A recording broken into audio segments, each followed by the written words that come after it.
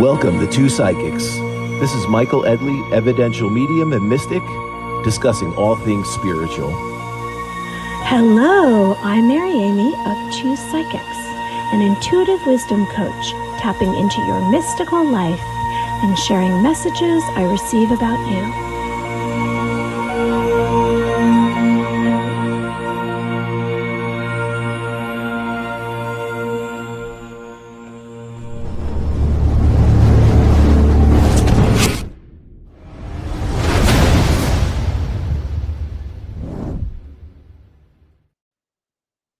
Good evening, everyone. Such a pleasure to be here.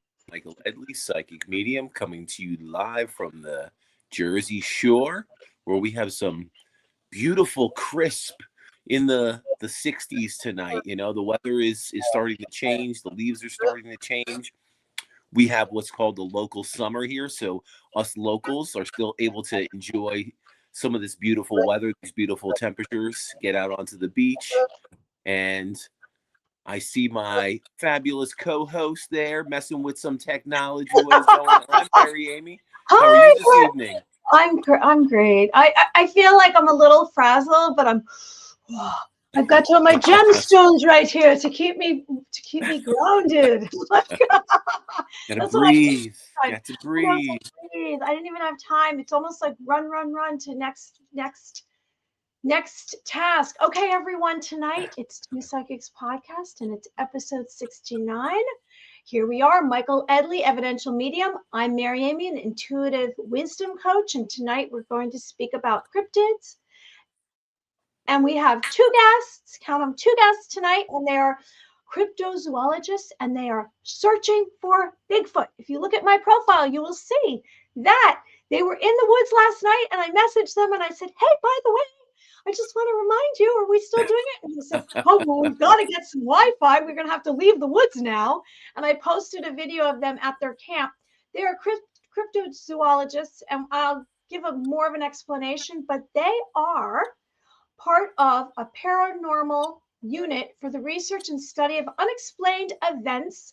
And if you would like to look them up, you can look up pursueparanormal.com. And it's David Eller and Janice Nolan. So it's pretty exciting. Yeah, we were able to talk to David, what was that, about a year ago, right? He was on Two Psychics podcast, and he had some pretty wild stories for us. So I'm very curious to see what new explorations have unfolded and what they've kind of gotten themselves into, especially, you know, last night out in the woods. I had to laugh when I saw your post. And I was like, wow, are they going to be like streaming? You know, are they going to be getting some Wi-Fi, going up into a tree, setting a little radar tower up and trying to log into the podcast or what? But yeah, that's pretty wild. They're really, really into it. It's fascinating. You know, I've had my rabbit hole adventure down into Bigfoot going back 2021 when I was doing my Twitch streaming, and I met him somehow. No, he found me, and then he actually wrote a book called the Patagonia in the Presence of the Mystery. And he actually had a chapter in there about me because I was talking to him about Bigfoot, and I would have him as a guest on the show, and it's pretty interesting. So I know quite a bit about Bigfoot and Sasquatch, you know, and then the abominable snowman. How do you say it? Abominable snowman. Yes. Yeah. So I know a little bit about all of that. In fact, I have a whole library of Bigfoot books.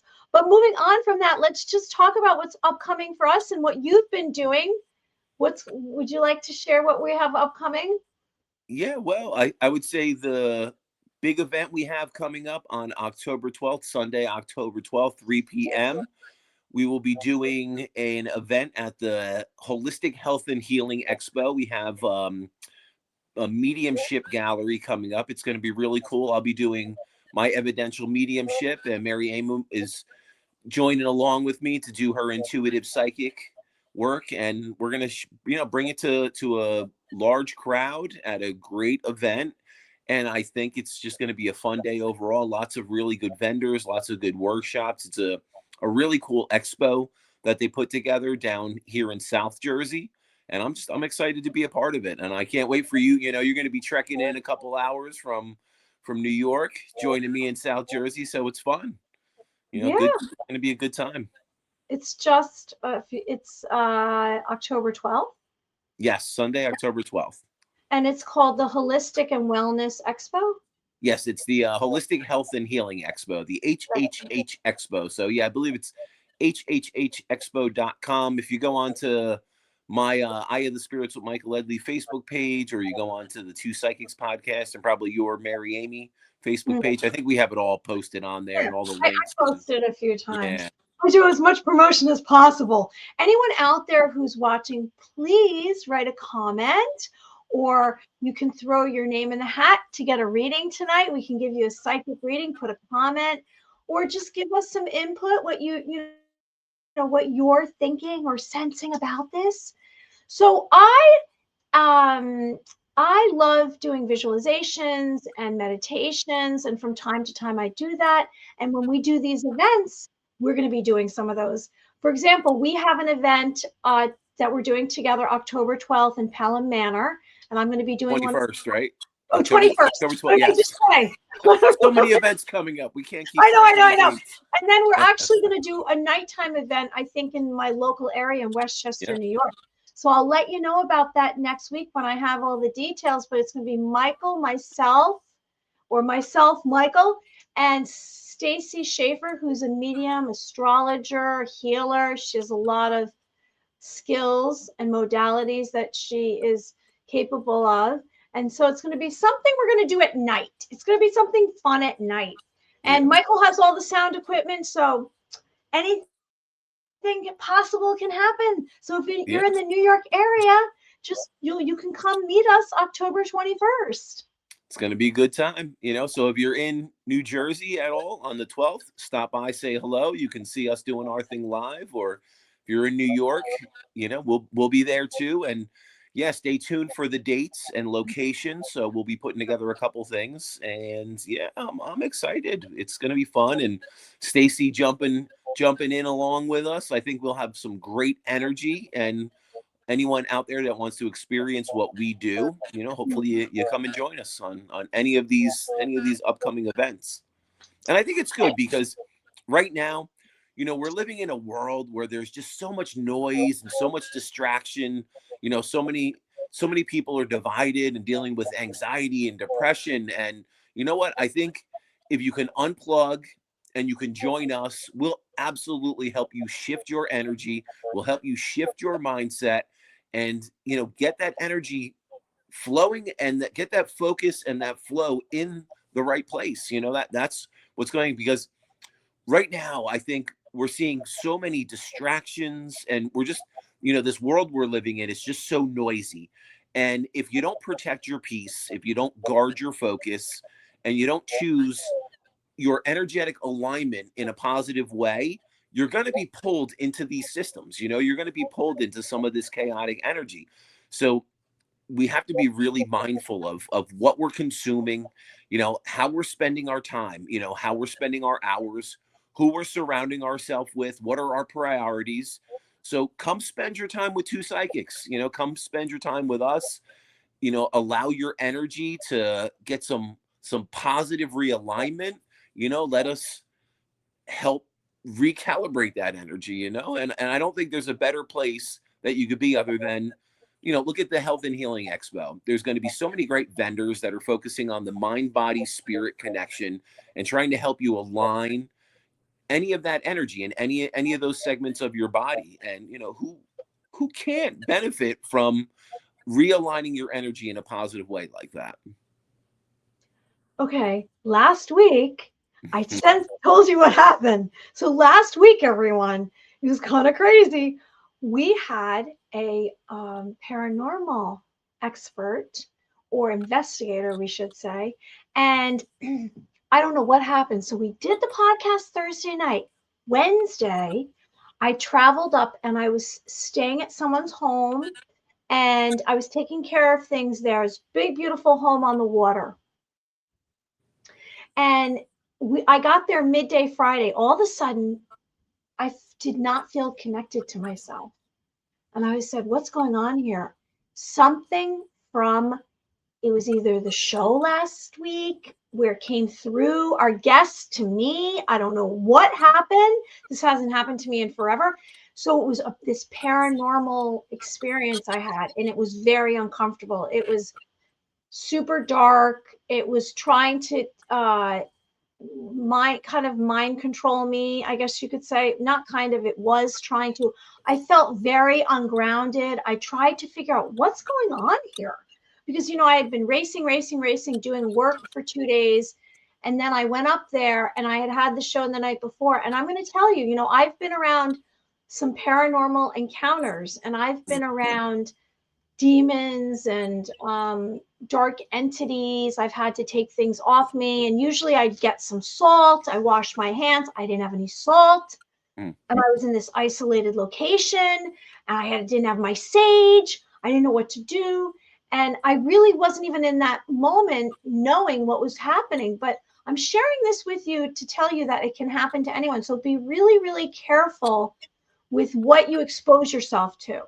Now, how did I get over it? Well, I tried to clear my space. I found some salt, but it wasn't the kind of salt I normally use. But it was difficult, put it that way. It was difficult. And then I went to sleep holding on to my cross, because I just didn't know what was going on. And the next day I got some real salt, and eventually it left me by late in the second day. However, I can tell you that it's not fun. So everyone out there, this falls under, if you get a new piece of furniture, there might be something attached to it. You go to someone's home, you're experimenting with dark stuff, which I don't recommend. Shouldn't be. You shouldn't be, right. So I'm saying to you, it's very strange and weird, and it kind of ruined 24 hours of my life. Anyway, I just wanted to share that with you, and I can tell you, be careful. Be careful messing around. Okay, so should we get on? Well, no, absolutely. I just to comment on this a little bit. I think in tell me. Today's world, we're definitely seeing, I think, the culmination of light and dark coming together, and we're definitely seeing a spiritual battle. We're definitely seeing people's consciousness being pulled in every direction. And what I would definitely say for anyone out there, like I spoke about before, we're living in a world with this constant noise, constant distractions everywhere. And if you're allowing your energy to be pulled into, the latest political argument, the latest, negative discussion, whatever that may be, we have to be very mindful of what we're consuming. So that's why I always talk about, what are you consuming? How are you spending your hours? Who are you surrounding yourself with? What environments are you putting yourself in contact with? And some, we can't, if there's like a work environment or certain people in a work environment or certain family, and you're living in the home, and you can eliminate that energy out of your life, you have to find ways to protect yourself from that energy. And it's not necessarily all evil and dark energy. There could just be, people can have chaotic energy. Mm-hmm. And as intuitive empaths, if you're not aware of your energy, you can absorb that. So that's why we speak a lot about being mindful of the energy, learning how to protect, your align and protect your chakra system, balance out your auric field, put those, those protection energetic, I would say that energetic force field around you, learn how to do all those things. If you haven't, there's lots of information on it. And I always like to tell people, don't wake up in the morning and start your energetic flow turning on the news or being pulled into, negative media, being pulled into some type of negative political discussion. If anyone out there, what we need to understand is, staying conscious about our energy, what we're absorbing, what we're putting out there into the world, being aligned and being resilient to those energies. It's not just self-care. This is survival. In the chaotic noise, in the disharmony that we're seeing in the world, a lot of that is because, so many people are drawn into that, and so many, big institutions, politics, government, they make so much money off the chaotic energy. And if we're giving our attention to that, we're helping to facilitate that negative energy. So be very mindful of what you're putting your attention to, and be very mindful of, who you're surrounding yourself with. There may be certain people that you could spend an hour or two with, but you can't spend a full day with. There may be people that, unfortunately, you're in a work environment and you can't get away from that energy, but you can find ways to protect your energy so you're not absorbing it. So, follow along with the stuff we're talking about, some of the insight and the information that we're discussing, some of the stuff that our guests will be discussing, things that will be at this health, the Holistic Health and Healing Expo, because you will absolutely benefit tenfold. And once you start learning and understanding this energy, your life will never be the same. It will change. And, like Mary Amy was discussing, she wasn't sure what kind of energy she came in contact or what she absorbed. But because she's worked with her energy and she's done a lot of mindfulness and she's done a lot of energy protection, rather than that cause chaotic disharmony throughout her life, she was able to release it. And that's the thing. We can't protect ourselves 24/7, but if we can bring an awareness and a mindfulness to it, we can absolutely not be negatively affected by it, or we can very well minimize that negative effect, so then we can release it. I would say the silver lining from having this experience last weekend was a reminder, because we are going to be doing a lot of live events, and I'm going to be around a lot of people, and I might come in contact physical. I might be getting their energy. And if it happens again, right away, because at first when this kind of thing happens, it's cloudy. I feel disconnected and I can't really put my finger on it. I said, what's going on here? First you think, oh, am I coming down with something? A million possibilities. And then I say, well, no, it's none of that. There's something attached to me. There's something that's haunting me. And, it's not fun. But I could say now, how fast can I get it out of? And it depends on how dark the thing is that's attached to you. And it could be something really demonic. And I thought, was someone putting a spell on me? Was it the location? A lot of possibilities. But I've had this happen, so I go through them. It's like a checklist, and then I narrow it down, and then somehow it lifts off of me, or I get it lifted off. It goes away. It comes up. I actually laughed at it. At one point, I was like, "Oh, really?" And then something else this week happened, and I said, "Oh, really again?" Like, what are you doing? Well, that's the thing too. I mean, we are in very uncertain times right now. We're seeing a lot of similar energy that we saw in, like, say 2008, 2007, when we had a lot of, I would say, systems in the world kind of collapsing or becoming dysfunctional. So we definitely are in very uncertain times. And when we're navigating uncertain times, we have to understand there's going to be a lot more chaotic energy that we're exposed to. And the more in control we are, the more in control we are of our energy, the less that external chaotic energy is going to affect you.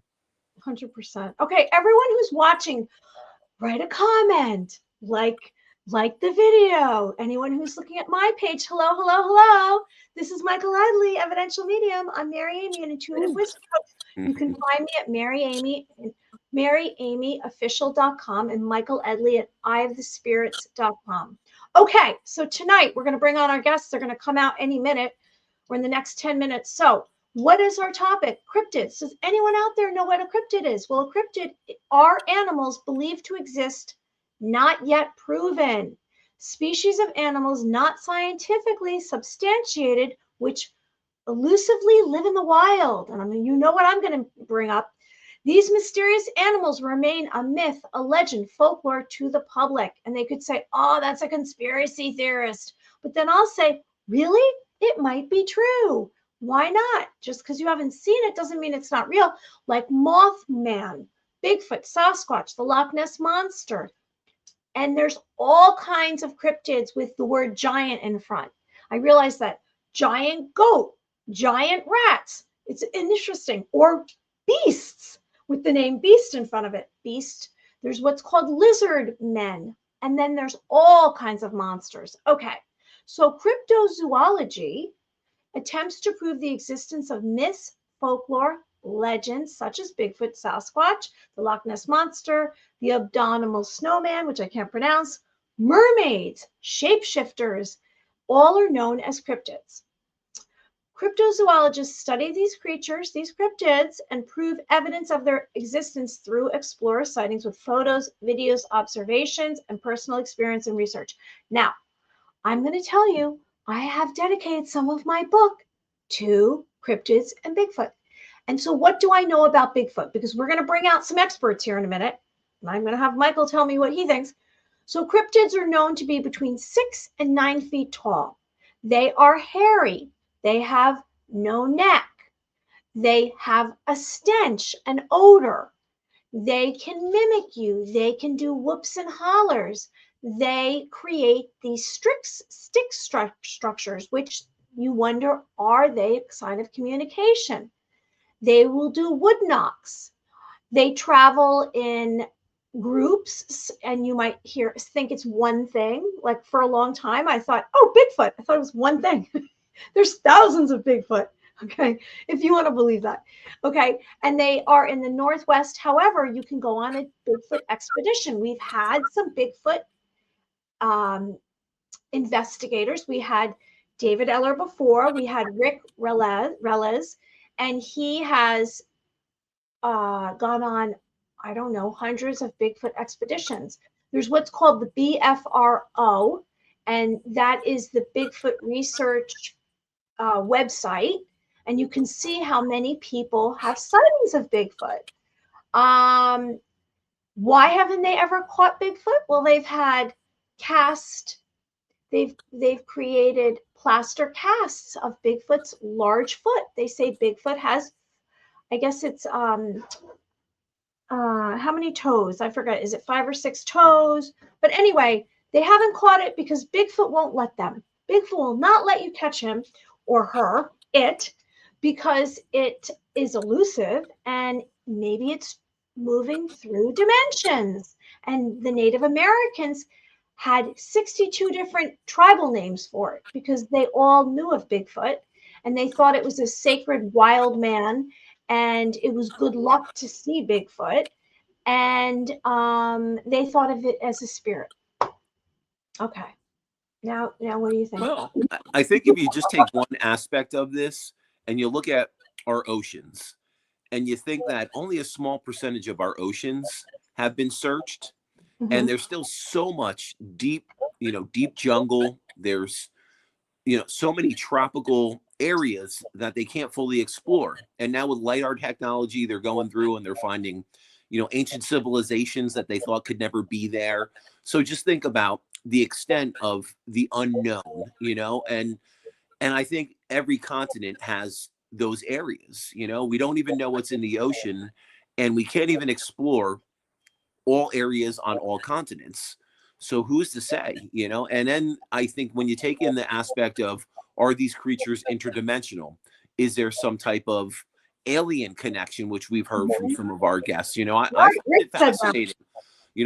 I'm here on the coast of New Jersey, and we have hundreds of miles of pine barrens, and that's notorious for the Jersey Devil. If we look at, even if we take a step back and we look at government experiments with hybrid animals, we look at some of the science behind it. There's been some really freaky stuff that's washed up on the shores. There's been some things that people have discovered. If we look at ancient sites where they've discovered huge leg bones, huge jaw bones, they've discovered the structure of giants, who's to say that the stuff isn't out there? I absolutely am open to it. I haven't personally experienced that, and I don't have the expertise and the background like you or David, and Janice have. But I'm really curious to hear their stories, and I'm open to it. And I could tell you, as a kid, we would do some exploring, and there was one moment that still sticks with me that we can't explain it, and whether it was like a large barn owl up in a tree or what, we saw the freakiest thing, up about 15 feet off the ground with these crazy red eyes, looked like it had wings, and that moment still sticks with me. And I was probably 13, 14 years old, and friends of mine, we would go exploring, and we would find ourselves miles and miles out in the pine barrens and some pretty wild stuff. So who's to say? So I'm really curious to see, what they've come across. And with today's technology, we're starting to see, more video footage that, they can't debunk, and it's capturing, is this some type of hybrid ape creature out there? Is there some type of scientific man-made manipulation and these things have escaped or they're released? So I think there's a number of different things. Even if we go back into, early culture around World War I and World War II, they talk about some of the scientific experiments and things they would try to do with different animals and to create and kind of weaponize certain things. So I think there's a whole smorgasbord of stuff that could be out there that we just haven't discovered, or certain things have been discovered and are still being kept hidden. I think that the experiments went way beyond the world wars. They were mixing all kinds of animal DNA with humans, with other animals. They've been doing all kinds of weirdo experiments. Yeah. Even trying to create super soldiers. It was interesting. I was just reading this whole huge piece of information on what they were doing in Russia and Germany and probably even the US. It wasn't discussed about what they did in the US to try to create super soldiers. And, they would take certain DNA and they would try to cross it or inject it, into these humans. And, there was some really wild experiments, and they had some really wild results with like superhuman abilities in some of these soldiers. Unfortunately, I guess the experiment didn't prolong their life, and they had very short lifespans, or certain things, basically imploded in their body from those experiments. But who knows what they were able to actually do that we don't know about, and then you take that and you add that into, animal experimentation and all the hybrid things. And we look at cloning, they're talking about, they've been able to now clone all these ancient plants. I think they talked about the saber-toothed tiger, and they've talked about what was the woolly mammoth. I do believe they're in the process. I don't know if this is Chinese or the Russian government, but I've heard talk that they have cloning operations in place, that I don't know whether they've actually brought the woolly mammoth back or the saber-toothed tiger, but I know there was talks of it. But I know plant life, they've had significant plant life with cloning. And think about that, if they can do that, what else is out there, or what else is deep in these jungles that we haven't even. We've been cloning humans since 2013, so we might all have a clone. Yeah, hey, we could. You never know. You never know. There might be another Michael Edley walking around. Yeah. We could have doppelgangers. We could absolutely have doppelgangers. Bizarre. It's crazy. It's all part of the Matrix. Yeah, it really. I mean, there's some evil stuff going on. Let's face it. I'm just thinking think about angels, and that's one way to get through some dark stuff, is to start talking to angels and ask your angel, call out to Archangel Michael or Gabriel and bring them in. About the Bigfoot, Bigfoots might be a type of or species of extraterrestrials. Who knows? What Bigfoots do to prevent people from getting too close or bothering them, they zap them telepathically with some kind of energy, some frequency, and it puts you in a flight or fight. Yeah. And you pause, and that's why no one, I guess, has caught one. Well, when we're talking about cryptids also, I mean, you think about, so something that always comes to mind for me are dragons. And, like dinosaurs, up until, that name didn't come to be by science until the late 1800s, and you think about dragons and you think about some of these ancient fossils they come across. Absolutely, there's so much more that either ancient history has lost or it's been covered up, and it's absolutely there. And I think certain people are going on these deep dives and they're trying to uncover it, and they're trying to, make light of what has coexisted with humanity for eternities. It's very exciting. What's in Antarctica? We can't. Oh yeah. What's going on there? That's its own deep dive rabbit hole, right? That's something else, right? Oh, you know what? Before our guests come on and I have to present them, let me let everybody know what we have upcoming. Oh no, I think I might lose my voice. October 9th, we have next Thursday. It looks like we're going to continue on Thursdays unless something comes up. Next Thursday at 7:30, which the guest comes on at 8:10. Think of it that way. Oh no. Some hot tea and honey will cheer that up. Sorry, everybody. Rebecca Keating. She is a shaman, a soul frequency healer, and author. And then we have confirmed October 30th, Dr. Mel, and she's a trauma specialist. And she's a very good friend of mine. And she's going to present a book that she's written. She's also an acupuncturist. So she falls under alternative modalities, alternative medicine. And then we have November 13th, we have Dr. Michelle. I don't know her last name, Dr. Michelle, and she's a quantum healing bioenergetic practitioner.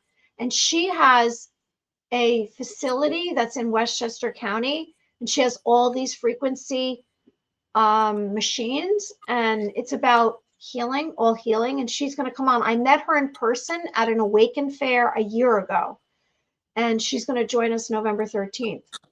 Hey, and everything is energy, frequency, and vibration, right? So if we could focus, tune into that, healing can occur.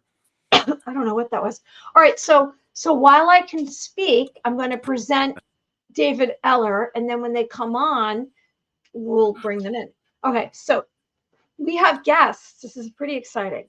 So David Eller and Janice Nolan are investigators for cryptids. They investigate cryptids. And they are part of Pursue, P-U-R-S-U-E. It's called the Paranormal Unit for the Research and Study of Unexplained Events, PursueParanormal.com. David Eller and Janice are cryptozoologist team tracking and searching for Bigfoot and other cryptids. David's an adventure artist and author of the Pagoda in the Presence of the Mystery, a book that he wrote. And he's going to tell you more, and I'm going to get more information about Janice. She's a little mysterious. David Eller is a Bigfoot investigator from Tennessee and has discovered stick structures in Nashville, Tennessee. Bigfoot stick structures are those strange configurations made from trees and tree branches, often found deep in the woods. I don't even know how they go this far into the woods that they do. But not always. That defy explanation and could not have been created by humans or natural means. Some can be as large and elaborate, and others are smaller. Bigfoot explorer and investigator from Tennessee has discovered the Bigfoot tree structures, and he has, I guess you could say, notoriety. For months, he was invited onto podcasts to talk about these discoveries. These forest shelters, nests, weavings made of barkless branches inspire mysteries throughout the Bigfoot Sasquatch world. Are they made for protection? The tree structures discovered are anomalies in stark contrast to the natural appearance of our forests. They're imported branches, strips of bark. So basically it's this large branch and there's no bark on it, and it's so far high up into the sky, up the tree. How would anybody have created this? So who did that? There's parallel, right angles. Oh, they're coming on now. Symmetrical symbols or markings. The benefits is unknown. Investigators and researchers search for answers to whether these structures are built by Bigfoot. Okay, now Janice Nolan, she's joining us. She's from Kentucky. She's an investigator as well, and she's a cinematographer for Bigfoot Expeditions. So the two have met each other. So did they meet each other at a stick structure? I don't know.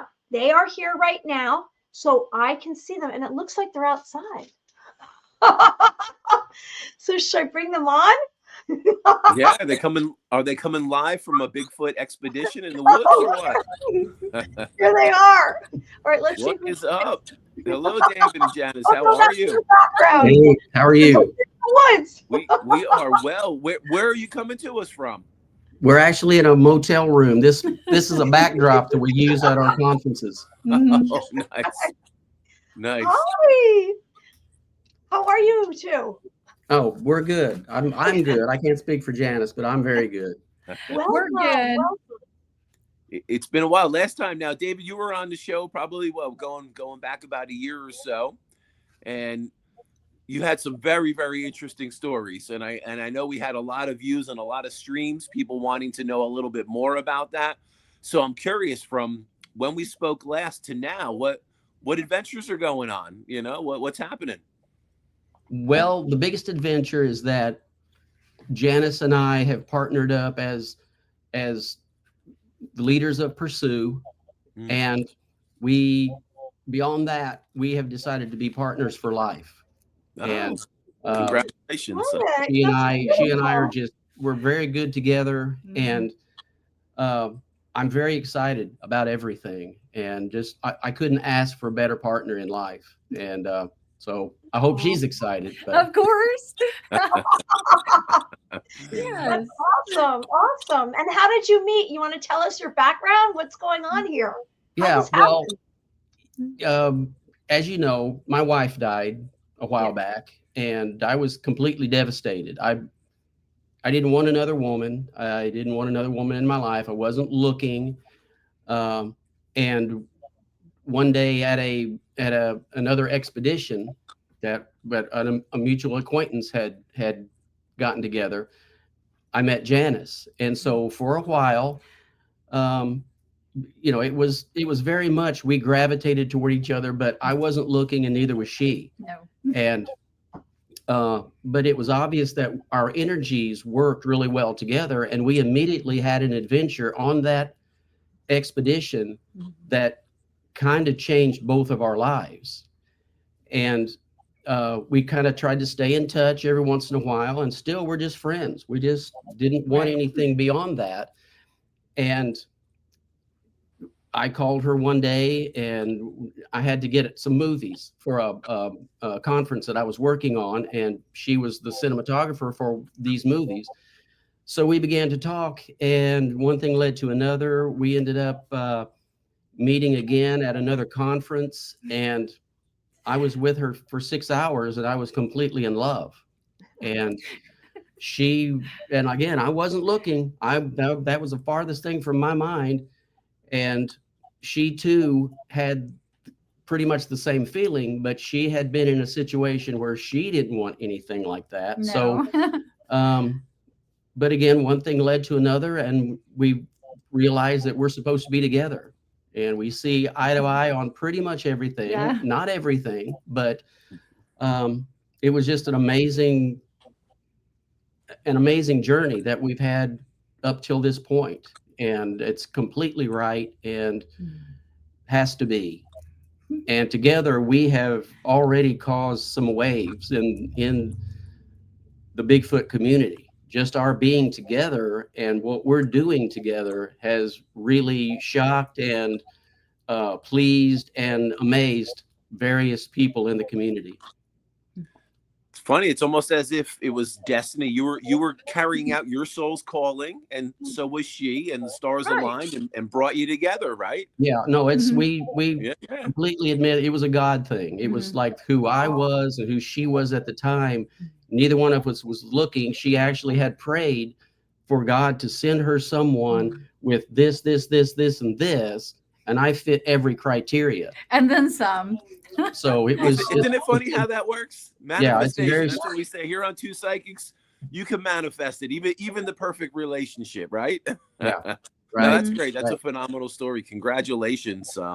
So I know Mary Amy said you two were just out exploring in the woods last night, right? Where were you? Where like what's going on? We're in southern Illinois, Shawnee National Forest. We were actually at a place called Garden of the Gods, which is a state park, and there's been reports out of there for years and years, and it's just a very rugged, rocky area.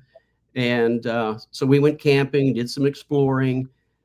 We're getting ready for the Shawnee Sasquatch Festival, which is Saturday, which is just right outside of Shawnee National Forest. So I just decided to come early and do some stuff. And so it worked out great. It's a great spot. And yeah, I see a lot of potential there, quite a bit. And actually tonight, maybe tomorrow night, probably, we're going to be in an area called Tuttle Bottoms, which is just outside of Harrisburg, Illinois, where another cryptid had been reported in the 60s. So we probably won't see or hear anything, but it's just the fact that we want to go and experience that area, kind of a swampy area. Right. This creature, the Tuttle Bottoms monster, was described kind of like a Bigfoot, but it had an anteater head. So that's so bizarre. You got to go look for it, right? So that's what we're going to do. Maybe tonight, probably tomorrow night.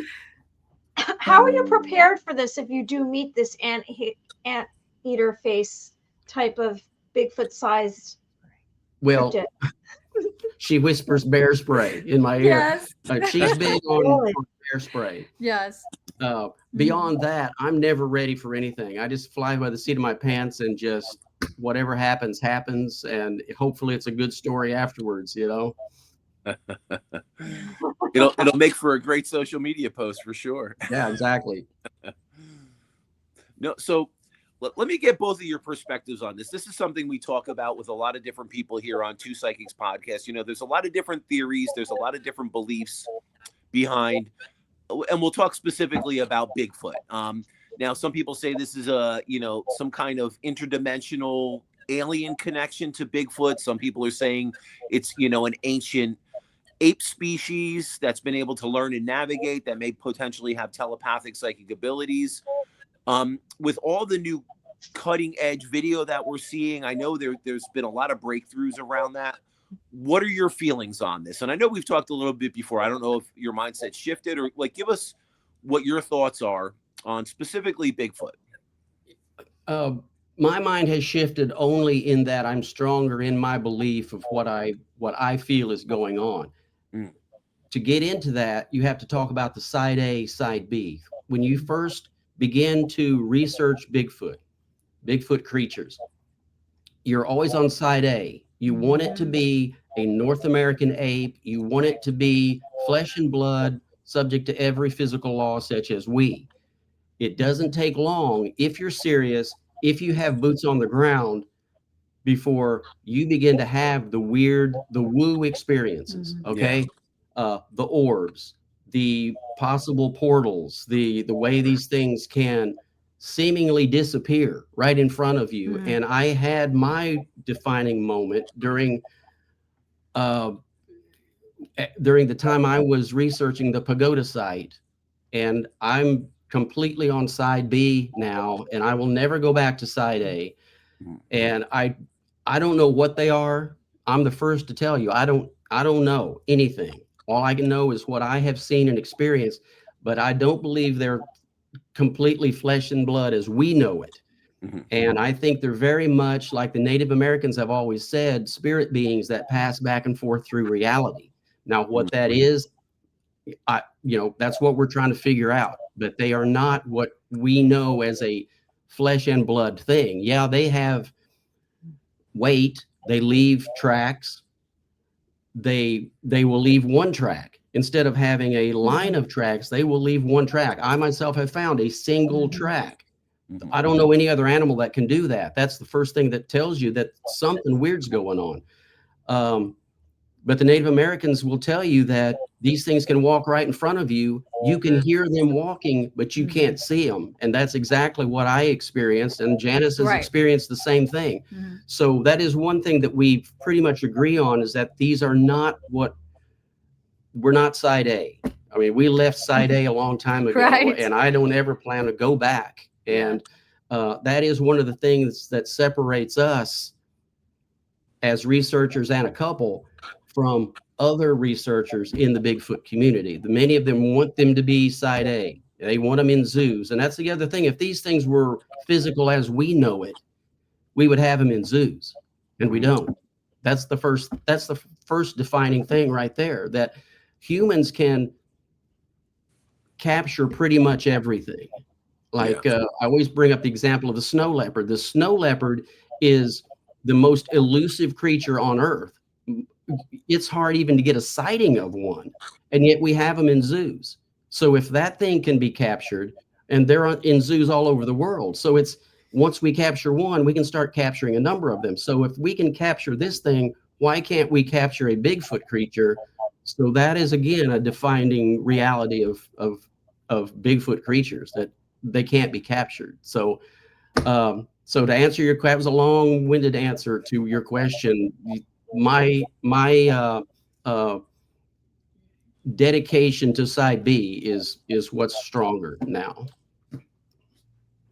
Well, I want to add a little bit of something to that, because I kind of differ a little bit. I think that maybe they can be contained or caught, what he's talking about, and maybe we just don't have the technology or the know-how right now in order to catch them. Now that's my belief. I have had also times where, you know, I should have seen them and I didn't. And then the opposite was true. I should have not seen them and I did, or they just completely vanished. And so I completely was with him. I know when we first started really thinking about becoming partners, it was back in June. So we're kind of new right now. And so it was back in June, and he was like, you know, I was on side A and now I'm on side B. And I was like, yes, absolutely. With all of my videography that I've been doing with a film crew for 15 years, I did start on side B. I mean, side A, excuse me. And now completely, like, I have to be side B. And I don't think that there's anything, I know they call it the Bigfoot woo, but one of the things is we just don't know what it is. And science just kind of wants to ignore it or whatever. But we just don't have the perimeters of how to describe it and define it yet. And it will eventually happen. That's my belief. Can you tell us some of your experiences? If you've been shooting Bigfoot for 15 years, Right. What's some of the standout experiences that you've had, Janice? Well, you know, goodness, almost every time I go out and we get activity, and let me just be real clear on that too. Not every time you go out, you're going to get activity. In fact, probably about 85, 75, 80% of the time you don't, you know. And so what I've done for years and years and years was my group and we had a habituation site. And we also visited other Bigfoot researchers' habituation sites where there was proven activity. There was goodness, all kinds of proof. And so we would habituate these sites to where we would understand what the local flora and fauna was. So we're not going, oh my God, that's Bigfoot, and it's a little bitty mouse walking around, or like a, or like a owl, because owls make crazy noises. So do coyotes. And so if you don't know kind of what kind of animal and bird is around, then it's going to kind of mess you up, and it could make you have false positives.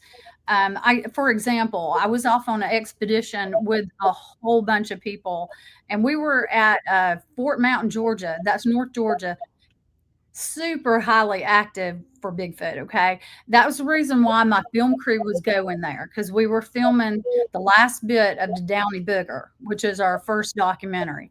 And so we went over there to get some evidence, because we needed some really good evidence, and it didn't disappoint. And so, but one of the things that you do when you go to these sites is you want to familiarize yourself with everything. That way, if you're walking around in the woods with your rattlesnake boots on in the dark, you're not like falling and killing yourself. Because a lot of these areas, especially Fort Mountain, Georgia, there's a lot of rocks there, just like where we were a couple of months ago in Colorado. There's a lot of rocks there too. So you want to, go in the daytime, get yourself familiar with the area, and get the things that are there familiar with you too. And that way they'll be more active more apt to acting normal around you. And so I've had the gambit of having goodness, my name called, mimic, bluff charges, lost time. My group, we've seen orbs every time we go out. We see orbs, and that was just really weird because we'll be like in the wintertime and you're not having lightning bugs in the wintertime. I mean, you could have something like what they call swamp gas, but it's not moving the way swamp gas would do.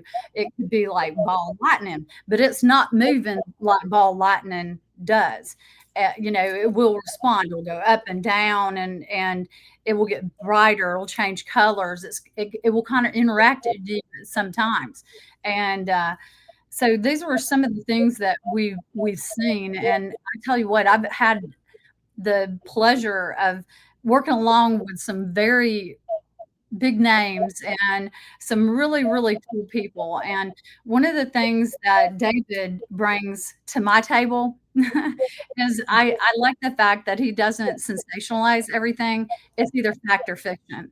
And we actually put, I call it rattlesnake boots to the ground.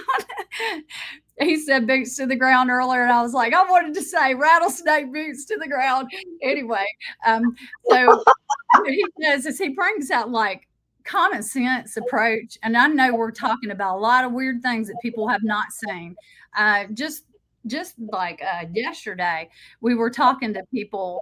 I think it was at the restaurant, and then there was another time we were at a different festival, and people would come up and want to talk. And they were talking about, oh, wait a minute, you're saying there's more than one Bigfoot? And we're like, yeah. There's a lot of people that realize it's more than one, and we just found that out. And we're like, that's crazy.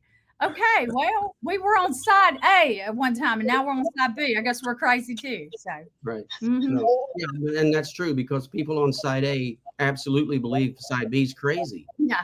and side B absolutely refuses to go back to side A. So that is really the line of demarcation in the Bigfoot research. I mean, you're side A without crossing, or once you cross side B, you can't go back. So it is a very major, I don't want to say rift, but that's a good word. Yeah. It is a rift Yeah. in the Bigfoot world, the argument between side A and side B.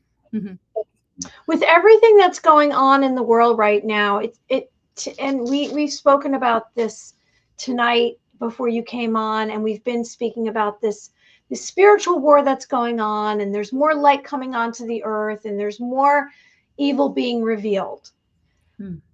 Do you sense anything changing in the Bigfoot world as all of this is changing in the material world? Do you sense anything changing in nature, anything different in the last, let's say, month? Is there anything unusual? I wouldn't say month. I can't take it, pinpoint it that close. Okay. But I do think in the cryptid world, for sure, these things are being seen more often. And there was a time when I thought maybe it's just people are reporting them more often because they're more comfortable now with the concept of cryptids, Bigfoot especially, and they feel that people won't make fun of them. But I'm to the point now where I truly believe that like one of my friends says, that there is a veil that is slowly being lifted, and that people actually are seeing these type things more often. And he believes, I'm pretty much subscribed to the same thing, that it is a portent. It's a portent of something bad getting ready to happen. And something bad? I mean, you and I differ a little bit on that, I believe. But yeah, I think things are getting darker, and I think the sightings of certain cryptids is a revelation for sure. Oh no. I don't Yeah. think so. Yeah, there are some things think that I it's just, not It's coming Yeah. to light. You know, definitely more is coming to light. More is coming to the Yeah. surface. More things are being revealed. Absolutely. Now, when we talk about different aspects of cryptids, do you think like world governments and, you know, we were talking earlier about, you know, during the wars, they were trying to create a super soldier, and they obviously have different animal hybrids. Do you Right. feel that that's where they come from, or are these ancient creatures that have kind of roamed among us? Like, what's kind of your philosophy around some of the varying cryptids? all right, I'll let Janice answer that I'm like first. chomping at the bit. I know. Oh my I can goodness, feel you it. feel my I can energy. feel my hair. Oh, let me do it. Right. Okay. Well, I personally feel that Bigfoot has been here for a long time, and I believe that he was created, or that species was created along with like man was created, and then. But now, Dogman, I believe that that's 100% man-made, and I think it was for a making a super soldier, and I believe that they can control them. And see, I believe that our government does have Bigfoot and does have Dogman. Now, I kind of differ a little bit with him, and it's just some of the things I've seen.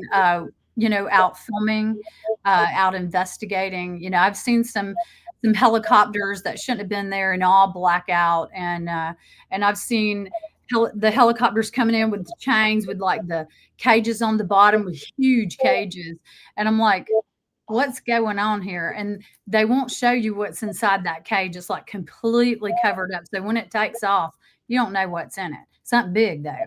And you know, that time though, I will say too, I couldn't see what was in it. So it could have been anything. What I'm was curious, that thing you were talking what about? areas did you see that in? What Oh, areas of the country? let's see. Oh goodness. Oh yeah, that was over in Land Between the Lakes. We were shooting with Adam Davies and Martin Groves, and Greg and I actually saw the helicopters, and this was over in Land Between the Lakes in Kentucky. Oh wow. And that one was the second documentary, and it's called Cryptic Expeditions, Land Between the Lakes. Now, are there military bases near these areas? Like a lot of times, if you're seeing certain sightings or you're doing some type of investigation, I'm just wondering, is that cool? Is that what some people might call coincidence, or could there be like experimental facilities on like a military base and they escape? Yeah, that could be because oddly enough, there are a lot of Bigfoot reports that come out of military bases. Yeah. The really huge, large ones that encompass large forested areas.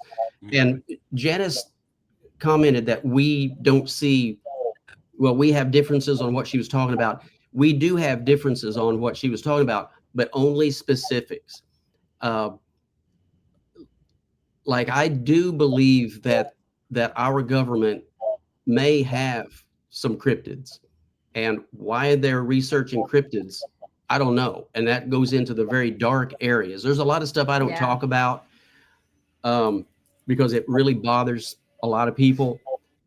But I do think that the government knows these things exist. That's why she and I both, our best encounters are on state parks, national parks, places that have been blocked off by the government. You know, you'll go to some of these parks and there'll be like walls or iron bars or fences, and it says don't go any farther.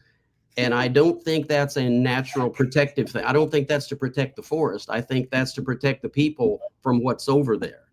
And I've had numerous people tell me that that they were watching across barriers, government enforced barriers, and they could see Bigfoot creatures climbing in and out of caves. So it's like the government does know something's going on. And like the helicopters, I have a friend on the Upper Fruitland Reservation in New Mexico named Brenda Harris, very famous Navajo investigator. And when I first got into Side B, she said, David, now you know why we talk about these creatures the way we do, because they are spirit beings. And sometimes if you even mention them, they will begin to appear. And they have tons of activity on that reservation like these creatures will get up on the mesas and slaughter all the sheep. Well, then the black helicopters come in.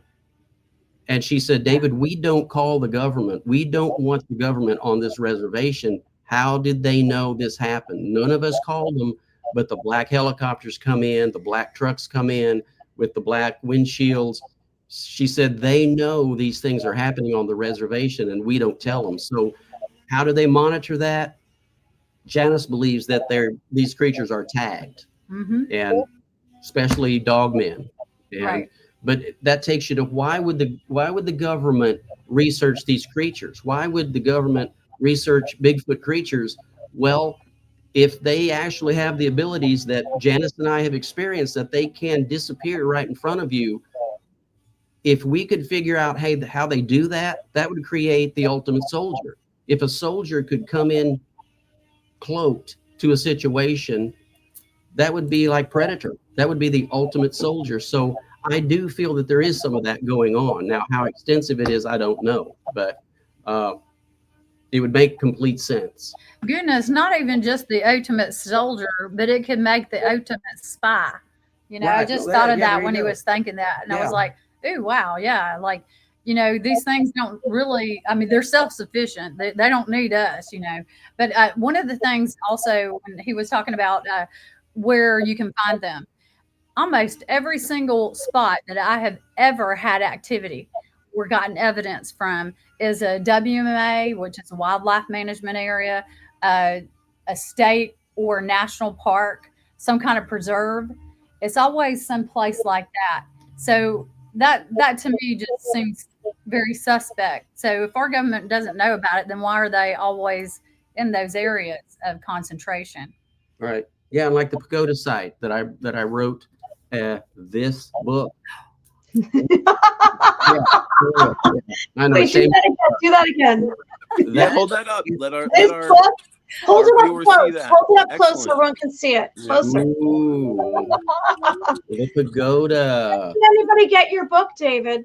Yeah, well, they can call Premium Press America at 615-353-7902. Talk to Betty. She'll be glad to get you a copy of this.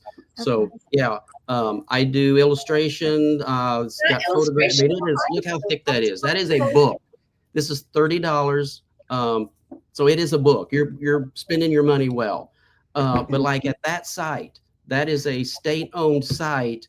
And I dealt with at least 3 creatures at the same time. I know there were 3 because I began to hold conversations with them through wood knocks. I would do 3 different wood knock rhythms. They would mimic me in 3 different areas. So there were 3. I was carrying on a conversation with 3 at the same time. That's a state-owned site. I'm not saying that's all there were there, but I know for a fact there were 3. I actually saw one. I confronted 2. One went completely invisible. And then I saw a young one there. So how many others there were there, I don't know, but that is a state-owned site. So, and like I say, this is where you get your most activity is by government-owned sites. Right. That's crazy. So if you want to see something like this, if you want to deal with these creatures, I think the first thing you need to go is go to a really rugged state park or national park. Another thing that I have noticed too about some active areas that are definite, you know, hot spots, they will have water. They will have usually caves too. They will also have high levels of quartz crystal in the ground. And that's something that I thought was really weird because like every one of my hot spots, now I can't speak for like every Bigfoot researcher, okay, but every one of mine in Alabama, where I'm from, Georgia, and goodness, Colorado, even when we was there, high levels of quartz. It was just really crazy. I'm like, David, look, there's quartz on the ground. Like you can pick up like crystals and everything. And so I think that you want to tell them why you think that's the case? Well, gee, Janice, thanks for asking. We've had adventures. We've had adventures together. And before I say anything else, let me introduce this like this: running water and quartz. That's where you have a lot of ghost activity. Yes. Yeah, magnifies the energy. Yeah, absolutely. Now, we have had an adventure. The very first adventure that we ever had together was we were out hunting hairy giants, and we ended up talking to these things with EMF meters, ghost equipment. Now, why is it that Bigfoot hunters, ghost hunters, ufologists, we all use the same equipment and we're all having success? That tells me that all of this is centered in one area. These things, cryptids, ghostly activity, UFOs and aliens, it's all the same. It's all magnetic, electric, maybe energies that we don't even understand yet and can't even have equipment to read the energy. It's all the same stuff. But the first, let's talk about this. Okay, our first adventure together was in Alabama. Yeah. And like I say, we were hunting hairy giants. So the first thing I do when I go to an area, I begin to scope out structures. I'm big into structures. I think that's the number one way of knowing if you've got activity in an area. Could be the pyramid type structures where they will lean dead trees onto another tree. The pagodas were a completely different thing where they would bend trees to the center and begin to braid them together, sometimes 20 to make one pagoda. So I'm always looking for that stuff. Even the simple stuff like tree leans, where they will pull a tree up, put the root end up and lean it against another tree. That's the first thing I look for. Well, Janice also is that way. I didn't know that, but she saw me out there doing this kind of thing and she's going, who's that guy? Rock on. Okay. So I found a structure. It might have been man-made, it might have been Squatch-made, or it might have been a combination of both. I never could ascertain what the structure was, but I knew that's where I wanted my cot. I was going to sleep in that structure. So I set my bed up, and I use lights and sound a lot. I will set up even simple little Halloween lights like this that, you turn them on and they blink, like that. That around a tent, if you have a number of these, that could bring in activity. That's our big thing. We're wanting to incite curiosity. That's what we want. Okay. So I always set up lights in front of where I sleep. So I set them up and I left them. Well, we're sitting around the campfire. There were 6 of us, right? Wait, let me count. 1, 2. Yeah. 6. Okay. 6 of us. My lights are going off in the dark over by where I was going to sleep. And I'm seeing that they're beginning to move in tandem. Like there was like a barbell. Each side was glowing and it was like going together. They weren't moving randomly. They were moving together like this. Now I'm seeing this and I'm shocked. And there were 2 ladies to my left. And I said, am I seeing what I think I'm seeing over there? And they look over and they say, yeah, well, the lights are moving. Is that what you're seeing? I said, that's what I'm seeing.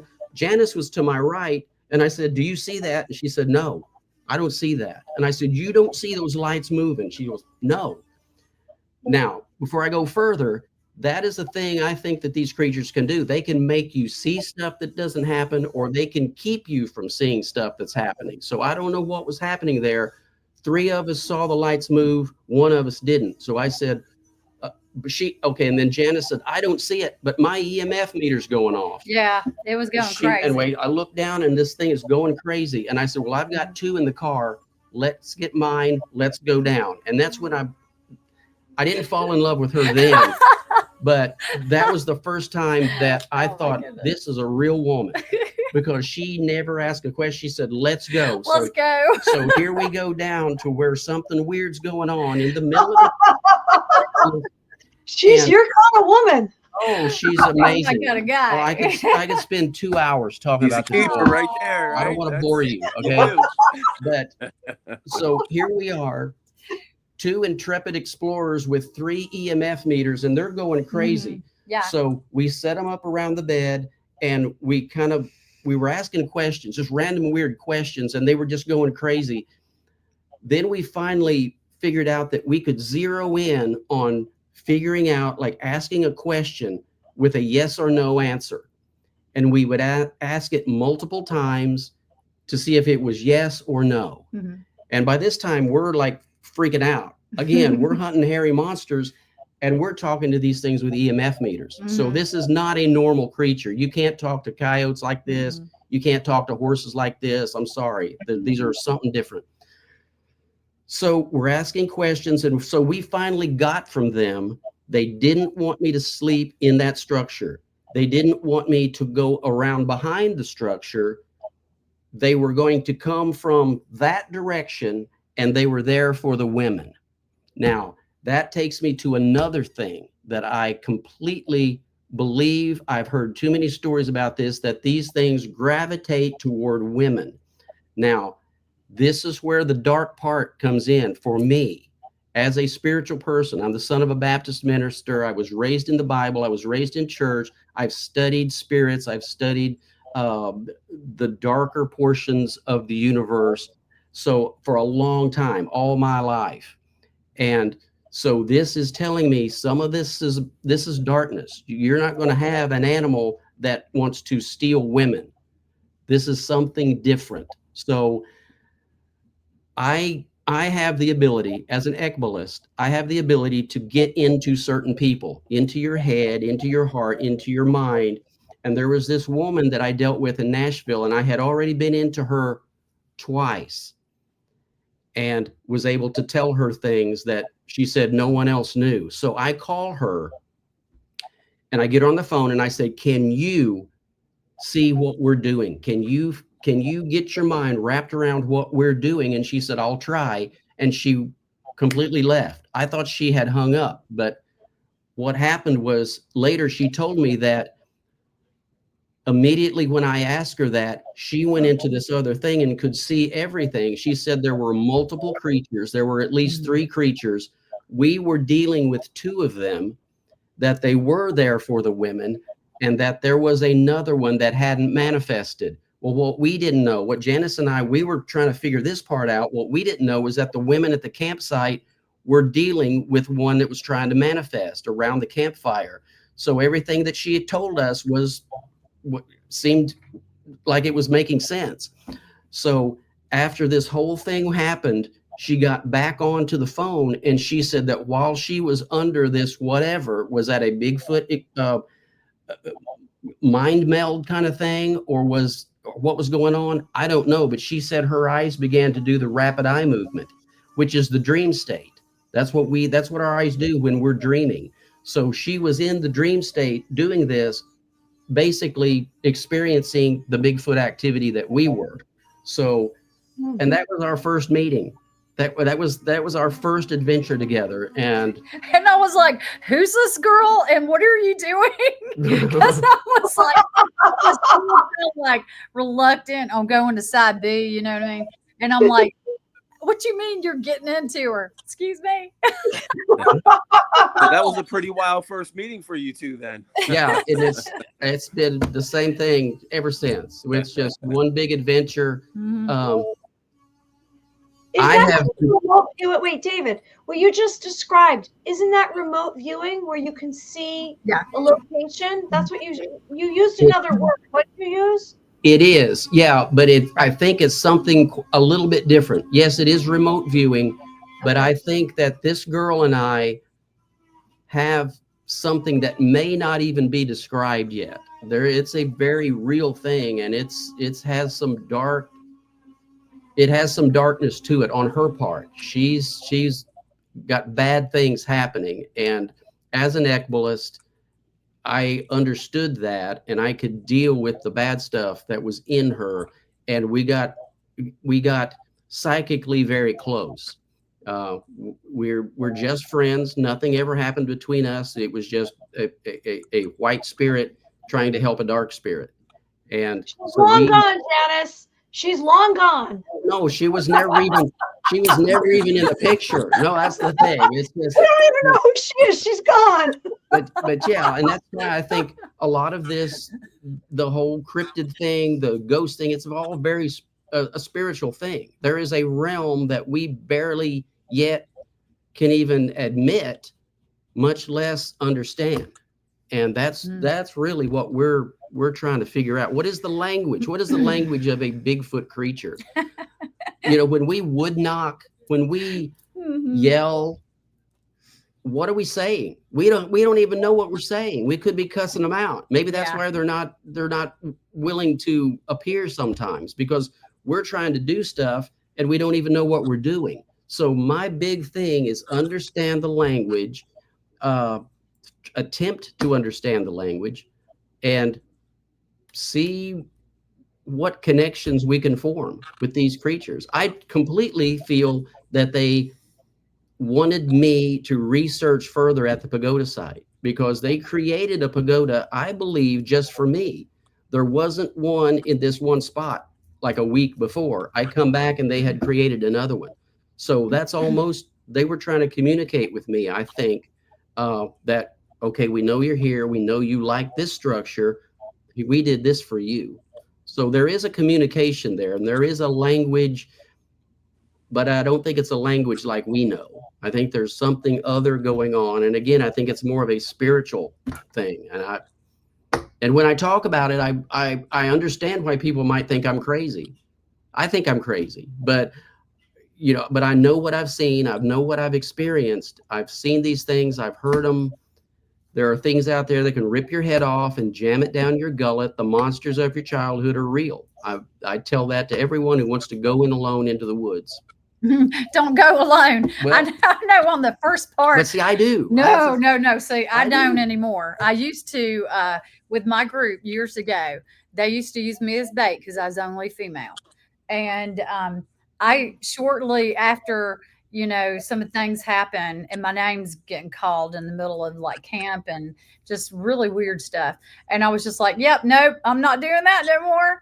And so we have a code that, we're always going to be together.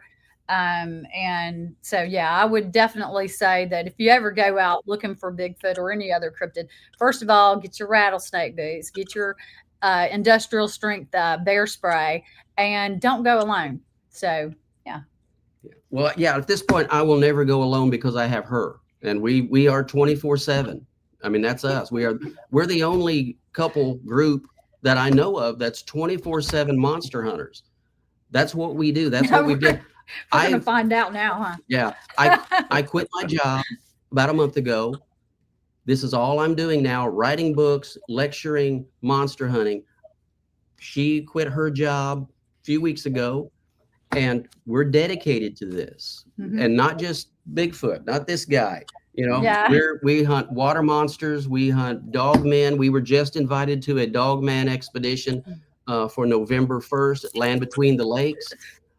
Yeah, you're clapping now. Yeah. Yeah. Well, I've already been there. Well, I know. Well, But let's who knows what we're going to find? Y'all, the biggest pig I've ever seen in my life. That thing was bigger than a Harley Davidson. And I was just like, oh my God, this out here in these woods. I sure enough had my big old can of bear spray. Well, had it on my hip. All right. Okay, It's funny. What you talk about reminds me of the story when they talk about the Vikings moving forward. There was no turning back. They burnt the boats, burnt the ships, and it was all moving forward. There wasn't an option.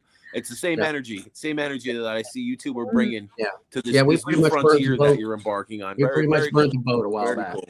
Yeah. Can I ask one more question? Because I know we're going to run out of time. This is interesting. Okay, so you're Tennessee, you're Kentucky. You are very familiar. Both of you are very, very sensitive. You both have intuitive abilities, but you crossed over a bit. But have you both met the same Bigfoots? Can you sense different Bigfoots, and have you crossed over? Like, have you talked about an experience and then you did, Janice, and said, oh my gosh, like that's similar how it played out? Yes, like from the very beginning when I met him and we talked, we had spoken, we had very similar things. He talks about his pagoda, and in my experiences with my group, we called it the Blair Witch tree structure, where, there's all these weaving things going on. And there's kind of like, in a way, gifts being put there. And who's doing that out in the woods, way on out where ain't nobody out there? And by the way, I'm not from Kentucky. I'm from Alabama. Okay. Well, no, because I read somewhere that you're from Kentucky, or maybe you lived in Kentucky. No. Well, I had went to with the Land Between the Lakes, Cryptic Expedition, Land Between the Lakes. Now, I spent a lot of time in Kentucky, and we actually have been in Kentucky a lot, him and I too. And so, but yeah, I'm actually from Alabama. Mm-hmm. Okay. Yeah, speaking of Kentucky, there's two guys in, it's around Paducah. They're actually from Metropolis, Illinois, but that we filming in Paducah. They're doing a documentary about me. So Janet, they're doing it now about her and, my work and her work. And so we've been filming for that. So that's kind of exciting. That's coming up. So people got to watch for that. Congratulations. Yeah. And it's so weird because I'm not used to being in front of the camera, and this man's getting me out in front of the camera and everything. I'm used to being behind the scenes. Yeah. And I'm a ham. I don't mind being, I've had TV shows. I've done this a lot, but she's a natural. Look. How can you not love that? It's So she's gravitating toward it quickly. And gravitating to you. Well, what are you talking about? Whatever. But no, it's like, when we're together, we feed on each other's energy, and there's nothing I wouldn't do with her by my side. Talk about the call. Talk about the what?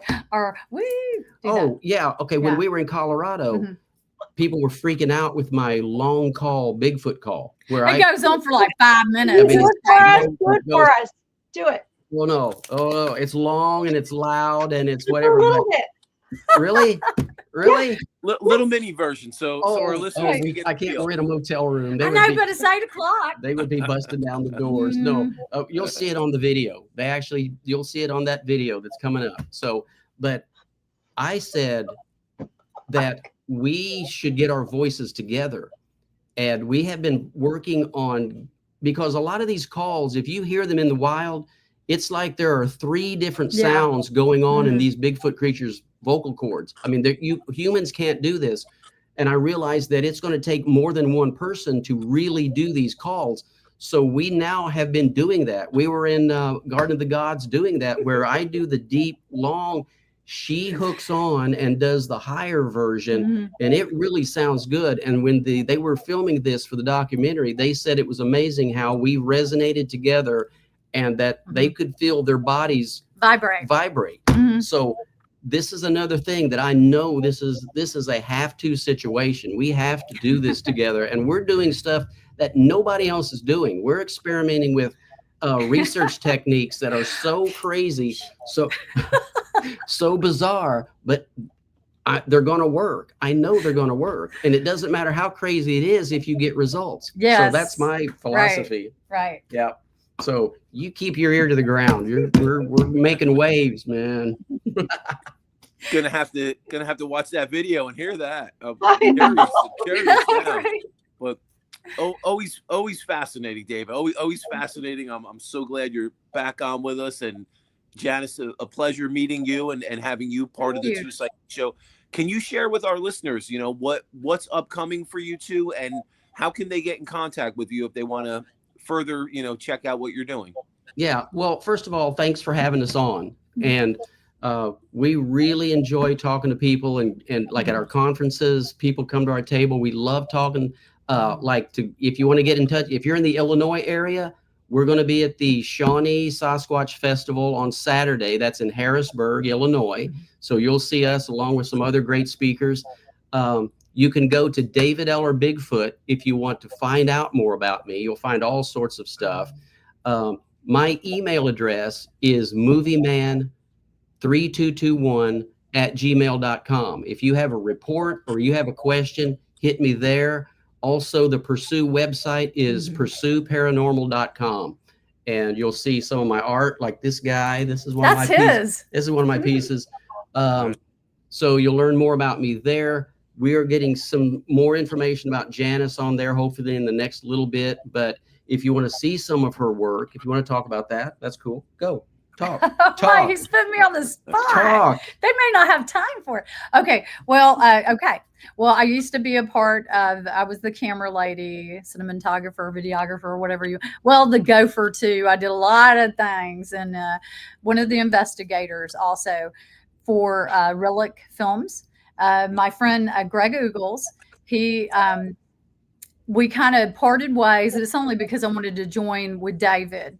And he's actually got a different film crew right now, and we could collaborate with them if we wanted to. We have such a good relationship, but we just see a little bit of different things differently. I want to go a different route, and so I'm with David now, and so yeah, we'll get some more information about me and some of the things I've done. I have 3 different documentaries that I've worked on and done the filming for.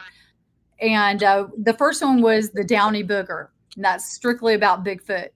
And as Relic Films, we first started off, we were going to do documentaries based on Native American customs and creation stories. And we were going to all of these different tribes and talking to the elders, and every single one of them were telling us about Bigfoot. You know, they got different names for it. Sukaloo, they got Downey Booger, they got, there's so many different names for it. And we're like, wow, that's really interesting. Maybe we should put our documentary that we were going to do on like tanning hides and stuff like that. Nobody wants to see that. They want to see this wild stuff right here. So that's how we kind of went down like this. I call it the Bigfoot black hole. I haven't ever gotten out of it yet. And so that was the first one was the Downey Booger. And the second one was Cryptic Expeditions, Land Between the Lakes. And then the third one is it's going to be mostly shot in Cades Cove and Great Smoky Mountains in Tennessee. And that one's called The Vanished.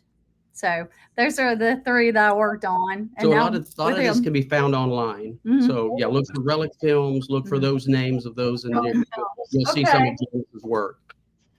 Right. Yeah. So you two both bring a lot to the table. So it's going to be very interesting seeing what new stuff unfolds with this combined energy that both of you are bringing to the work now. Yeah. Very, very cool. Yeah. And I've got 30 years of monster hunting. Janice has 15. So we really have a lot of experience and stories to tell. So we love you guys. You can have us on anytime. We'll make room for you, Thank you. And when you're ready to come up to the Northeast to search for the Jersey Devil, we're going to be ready to come on that expedition with you. I just had a lady tell me that she can take me out there. Mm-hmm. So she and I can hook up with Janice and you guys, and let's do it.